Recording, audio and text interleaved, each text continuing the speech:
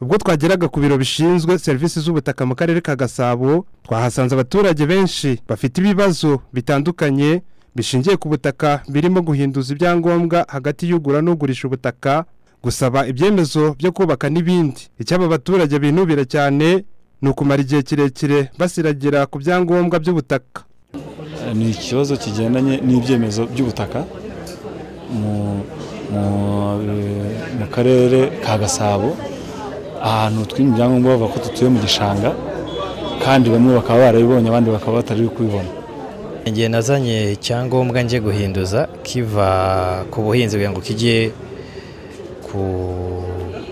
ku bwubatsi, kigiye kumara hano amezi 2. Nakomeje kuza bambwira ko kitaraboneka, biba ngombwa ko njya muri Land Center kwibariza. Kuri Land Center bambwira ko kimaze amezi 2 cyaraje.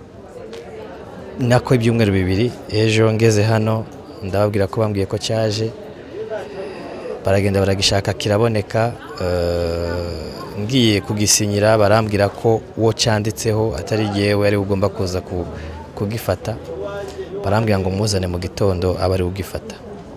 Hageze tuhageze nawe ahageze barambwiye ngo babyohereje mu murenge. Ubwo urumva harimo ikintu cyo kuturindagiza. Umwe muri aba baturage twasanze kuri ibi biro avuga ko abona impamvu yo gutinda ku byangombwa ari ubuke bw'abakozi, aho usanga umukozi umwe akora imirimo myinshi. Gusa ikibazo kiri hano kigaragara ko akazi ni kenshi, abakozi ni bake.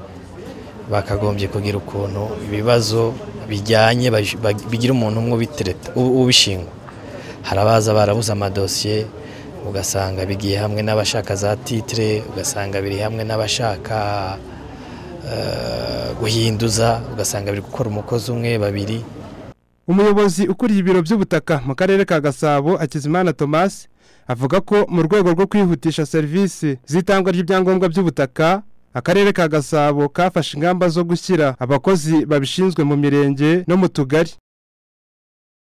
Ubwo twahageraga twasanze hamaze koherezwa amadosiye 900 ku mirenge, imirenge nayo ikazashyikiriza utugari, natwo tukayashyikiriza ba nyirayo.